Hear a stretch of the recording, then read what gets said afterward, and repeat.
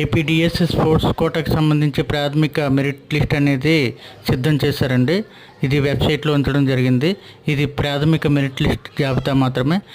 మీకు వీటి మీద ఎటువంటి అభ్యంతరాలు ఉన్నా ప్రభుత్వం ఏపీడిఎస్సికి సంబంధించి క్రీడా కోటాలకు సంబంధించి ప్రభుత్వం ఎటువంటి అభ్యంతరాలు ఉన్నా స్వీకరిస్తారని ఏపీడిఎస్సి 2025 కన్వీనర్ తెలియజేయడం జరిగింది. సో ఈ మెరిట్ లిస్ట్ జాబితాని మీరు ఒకసారి చెక్ చేసుకొని మీకు ఎటువంటి అభ్యంతరాలు ఉన్నా కూడా అభ్యంతరాల స్వీకరణకు వారం రోజులు గడివిచ్చారు.